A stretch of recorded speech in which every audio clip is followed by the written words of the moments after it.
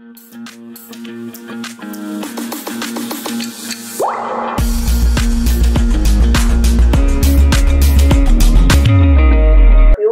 today we are going to solve Sainik School previous year question paper of 2019 section social science.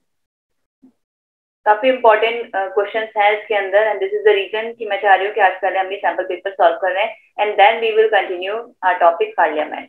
चलिए now very important question. मैं ये सारे ही questions आपको कई बार class में बता चुकी हूँ, कई बार करवा चुकी हूँ. चलिए Haryana, read the slide. Yes, ma'am. The chairman of the drafting committee of India Constitution was. Ma'am, the answer is Dr. B.R. Ambedkar. Dr. B.R. Ambedkar. Keep this thing in mind. drafting committee के chairperson कौन थे? Dr. B.R. Ambedkar. और वैसे chairperson कौन थे of Constituent Assembly? Ma'am, Motilal Nehru. Yes, Vedant. Ma'am Pandit Jawaharlal Nehru. अच्छा. Yes, Vedant. Ma'am doctor Rajendra Prasad. Yes. And when the Constituent Assembly was working as a legislative assembly, then कौन थे chairperson?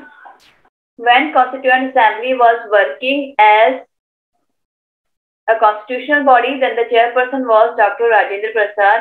And when it was working as a legislative assembly, as I told you that Constituent Assembly was assigned two works. First with making of constitution and second उसको कैसे work करना था? As a legislative assembly, means parliament की तरह work करना था. तो उस वक्त कौन उसको चेयरपर्सन कौन थे? कौन चेयर कर रहा था? जी.वी. मावलंकर. नोट डाउन कर लीजिए. अगेन इतनी बार मैं ये क्वेश्चन पहले भी आपको करा चुकी हूँ. कॉन्स्टिट्यूएंट असेंबली दो फंक्शन कर रही थी. एक मेकिंग ऑफ कॉन्स्टिट्यूशन, तब कौन चेयरपर्सन थे? Doctor Rajendra Prasad. एंड जब वो वर्क कर रही थी as a legislative assembly, parliament की तरह वर्क कर रही थी, बिकॉज उस टाइम पे हमारे कोई इलेक्शन नहीं हुए थे, कोई गवर्नमेंट हमारे पास नहीं थी. And this was the reason कि सारे जो main person, main leader, main scholars थे वो सारे आपकी कॉन्स्टिट्यूएंट असेंबली में थे. तो वही ये सारा का सारा कम कर रही थी. सेकेंड थिंग, हमारे फर्स्ट इलेक्शन कब हुए थे? इन विच ईयर? ये क्वेश्चन बहुत बार रिपीट हो चुका है. In which year?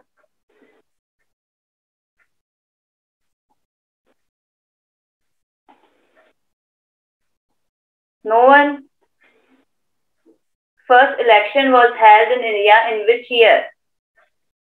Note down this question also. This is too important question. बहुत बार आ चुका है, आता रहेगा continuously.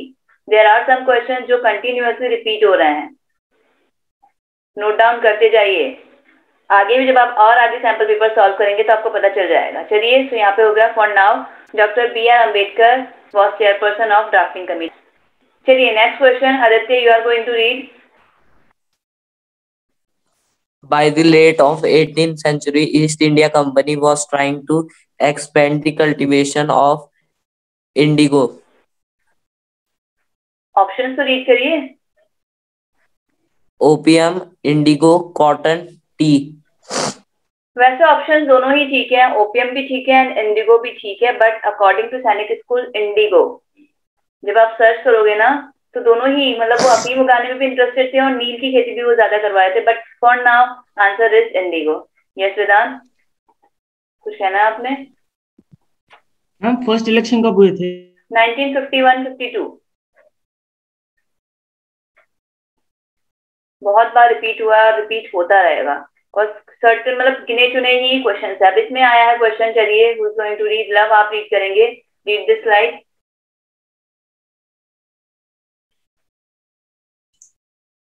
Gajendra. EVMs were used for first time in the general elections.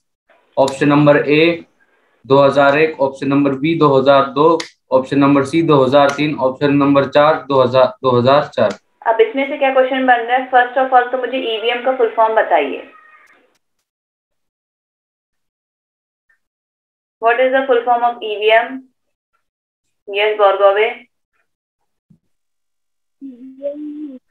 Electronic voting machine. Yes, electronic voting machine, note down, ये question भी repeat हो रहा है और होता रहेगा। और फर्स्ट वैसे तो 1982 से स्टार्ट हो चुका था, 2001 में भी हुआ है, 2 में भी हुआ है, बट हम कहेंगे ओवरऑल सारी की सारी जितनी भी सीट थी 543 सीट से कब हुआ है, तो वो कब हुआ है? हाँ जी, what is the answer of question number 103? Yes Aditya. Ma'am 2001। Okay, anyone else? Yes नीति।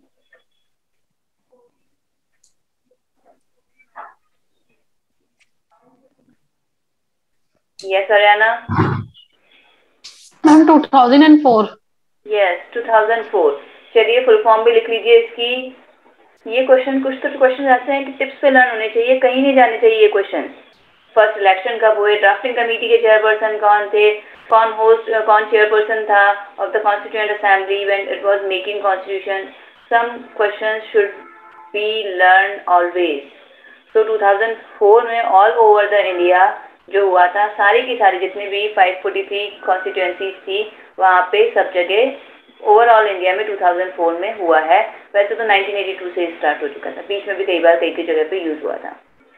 चलिए अब पहले तो मुझे ये बताइए, इस क्वेश्चन को हम बाद में रीच करते हैं, लोकसभा में टोटल कितने मेंबर हो सकते हैं और एट प्रेजेंट कितने हैं, एंड ऑल्सो राज्यसभा में कितने मेंबर्स हो सकते हैं, एट प्रेजेंट कितने हैं?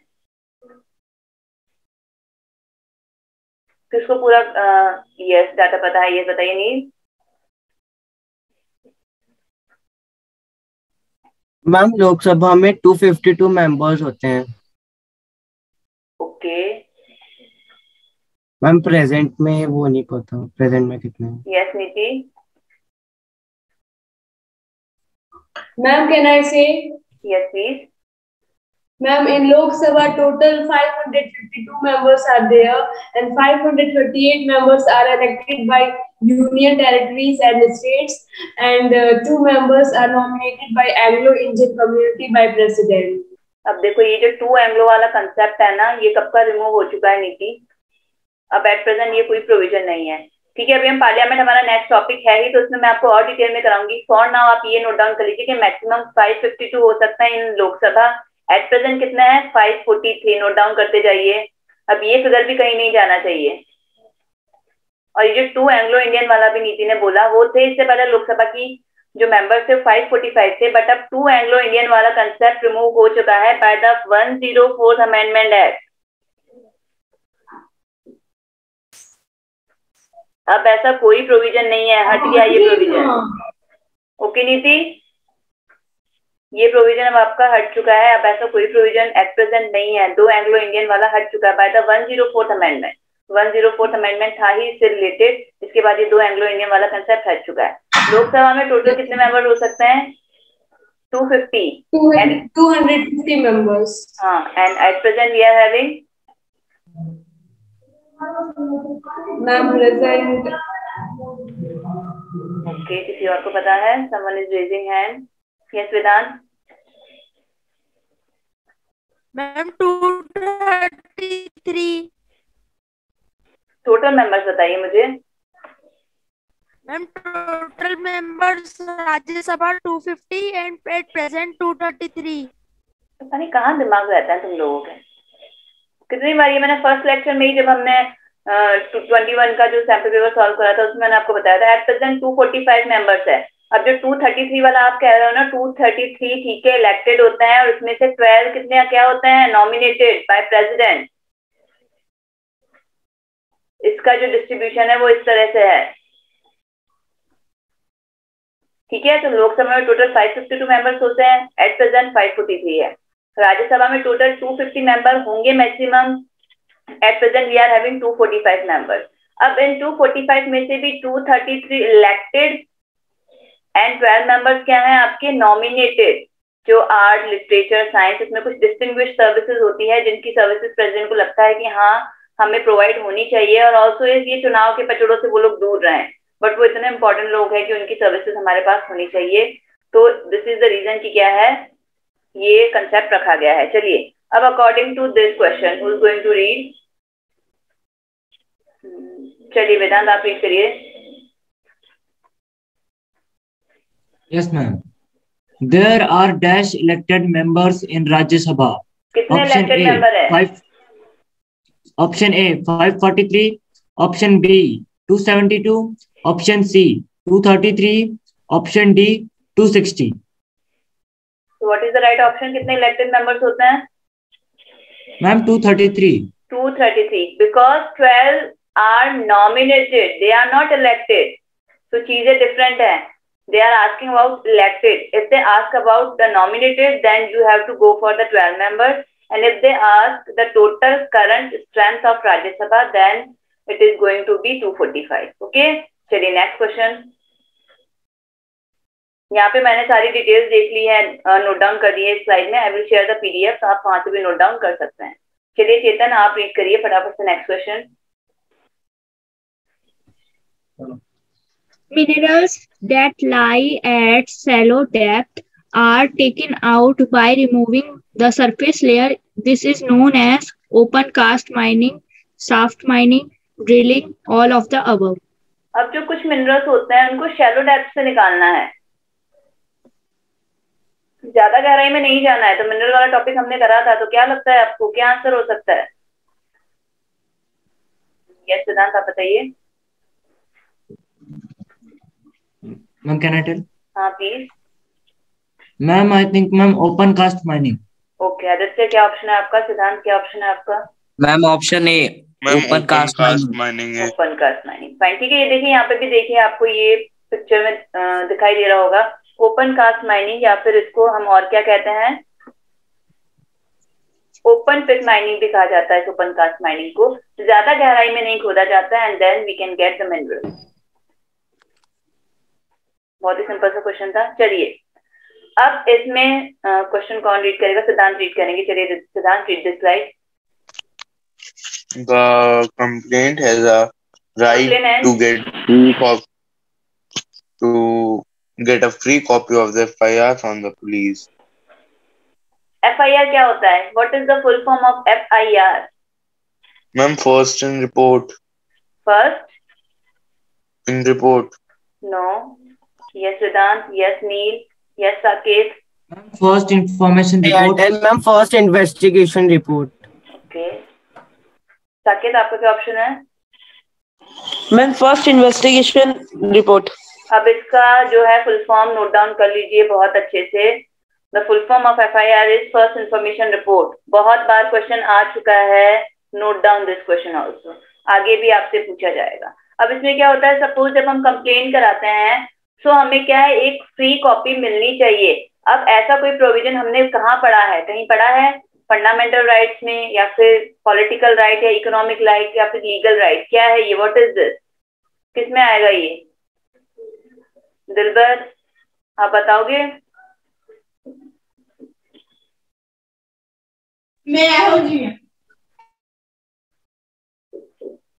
किस में है ये दिलबर? फंडामेंटल राइट है ये? हमने रीच करा था कहीं फंडामेंटल राइट्स में इसको? कृष्णम,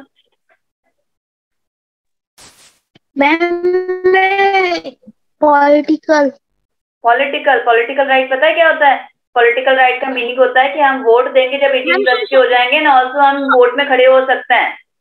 yes Aditya. Sorry ma'am, sorry, legal right. Ma'am option be legal. Yes legal right. क्यों लीगल राइट हो गया? फंडामेंटल राइट मैंने आपको सारे पढ़ाए, उसमें कहीं FIR की कोई बात नहीं आई है. This is not a fundamental right. Also political right क्या होता है ये मैंने आपको समझाया था when we were doing preamble. Also economic rights क्या होता है वो भी मैंने आपको बता दिया था जब हम लोग प्रीएम्बल कर रहे थे. तो अब यही ऑप्शन बचता है, बिकॉज इन तीनों में ही ये कंसेप्ट फिट नहीं हो रहा है, and this is the reason that we will go for legal right. तो कॉपी लेना, फ्री कॉपी और फर्स्ट इंफॉर्मेशन FIR की जो फ्री कॉपी कंप्लेनेंट को प्रोवाइड होनी चाहिए, एंड दिस इज हिज और हर लीगल राइट. चलिए, और ये कौन से सेक्शन में आता है? Criminal procedure code, CRPC. CRPC basically है प्रोसीजरल लॉ. समझ लीजिए, आपके लॉ एंड जस्टिस सिस्टम भी है आपके कंसेप्ट में. दो तरीके का लॉ होता है, सब्सटेंटिव लॉ होता है and procedural law. Substantive law में आपको बता दिया जाएगा, लाइक IPC में बता दिया कि मर्डर के लिए क्या पनिशमेंट है, धारा 302 में क्या बात कही गई है. बट अब उसके लिए पूरा प्रोसीजर क्या फॉलो होगा वो नहीं पता. तो वो प्रोसीजरल लॉ जो है वो क्या है क्रिमिनल लॉ के लिए, दैट इज CRPC. तो दो चीजें हो गई for criminal law, IPC and CrPC. IPC means Indian penal code and CrPC means criminal procedure code. तो इसके सेक्शन 154 में ये बात कही गई है, 154 के क्लॉज 2 में, कि एक कॉपी एफआईआर की प्रोवाइड होनी चाहिए। एफआईआर का फुल फॉर्म अभी भी क्लियर कर लो, this is information and not investigation. Okay, चलिए नेक्स्ट कौन रीड करेगा। अब ये अगेन फंडामेंटल राइट्स में से कुछ नहीं पढ़ रहे हो आप, बस ये पढ़ लो। क्वेश्चन आपके हर बार घूम फिर करके 10 बार ये क्वेश्चन आ चुका है, हर एग्जाम में यही क्वेश्चन आता है। चलिए Haryana read this slide. Which article of the Constitution states that untouchability has been abolished? Ma'am, Article 17. That's it. अगर पूरा नहीं कर रहे हो, आपके पास टाइम नहीं है सॉरी फंडामेंटल राइट्स करने का, तो आप बस ये आर्टिकल 17 पढ़ लो। This is related to untouchability.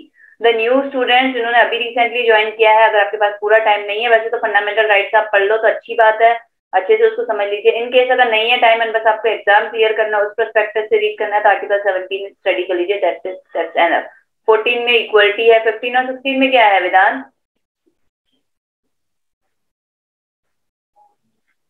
Articles सब तो टिप्स पे लर्न होने चाहिए। Yes Haryana, what is in article 15 and 16? Ma'am, in Article 15, it is given a prohibition of discrimination on caste, religion, or gender, and in Article 16, equality of opportunity should be given to all the people, like on the basis public of employment? caste. Yes, ma'am. In the public employment. Okay, तो दोनों ही article आपके discrimination से related है। वैसे tips तो learn होनी चाहिए, पता नहीं मेरे बच्चे रहते कहाँ पे है, मुझे ऐसा समझ में नहीं आया। चलिए अब अगेन इसमें से कुछ क्वेश्चंस बनेंगे। किसका टर्न नहीं आया? चलिए नील आप रीड करिए। Yes, ma'am. Ma'am, the Marathi newspaper Kesari was edited by ma'am, option A, Bipin Chandrapal. Bipin Chandrapal, यहीं पे रुक गए। चलिए वेदांत। No, ma'am, I am just saying the answer. हाँ, बाल गंगाधर तिलक। यस, बाल गंगाधर तिलक। बहुत इंपॉर्टेंट क्वेश्चन है। केसरी एंड मराठा दोनों ही न्यूज़पेपर कौन एडिट कर रहे थे? Both newspapers were edited by Bal Gangadhar तिलक। अब इसमें से एक और क्वेश्चन जो बनता है, हमेशा कई बार आता है। फर्स्ट तो केसरी किसमें था? केसरी पब्लिश होता था इन मराठी एंड मराठा पब्लिश होता था इन इंग्लिश। इसको भी नोट डाउन कर लीजिए। दोनों ही newspaper Kesari and Maratha first published by और एडिटेड बाय बाल गंगाधर तिलक। कौन सी लैंग्वेज में क्वेश्चन आ चुके हैं? केसरी मराठी में आता था, और जैसे यहाँ पे आप देख सकते हो, यहाँ पे शायद मराठी ही लिखी हुई है, ये देखिए। तो ये केसरी न्यूज़पेपर किसमें आ रहा है? मराठी में आ रहा है। एंड जो मराठा न्यूज़पेपर था वो किसमें पब्लिश होता था? इंग्लिश में पब्लिश होता था। चलिए नेक्स्ट क्वेश्चन, 109 क्वेश्चन। चलिए नीति आप रीड करिए। The difference between the birth rate and the death rate is called natural growth rate, normal growth rate, actual growth rate, none of this. Ma'am, कर चुके हैं। हाँ जी, व्हाट इज आंसर नीति?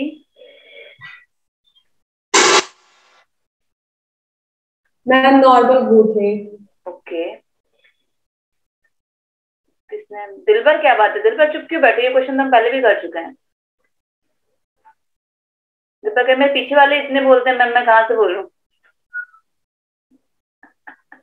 हाँ जी संतोष, बताइए what is the right answer? Ma'am, actual grow rate. बस सारे रॉन्ग ऑप्शन पिक कर लो तुम लोग। हाँ Haryana? Ma'am, natural growth rate. Natural growth rate, हम ये क्वेश्चन पहले भी कर चुके हैं। अगेन सैनिक स्कूल के एग्जाम में ये क्वेश्चन ट्वाइस रिपीट हो चुका है। चांसेस आर देयर कि अगेन रिपीट हो।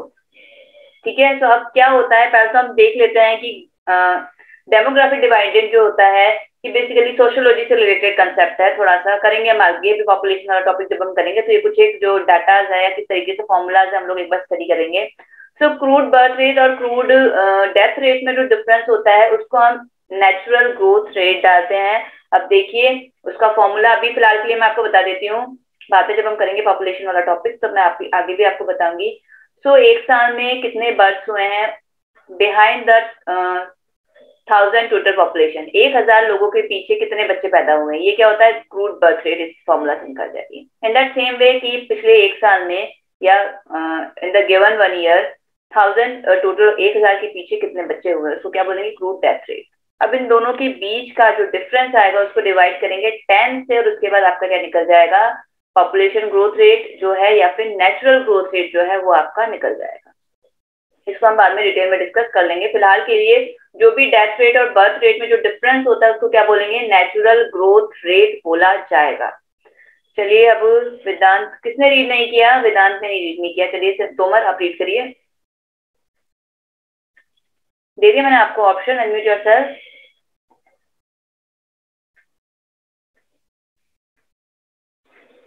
What happened? नहीं हो रहा?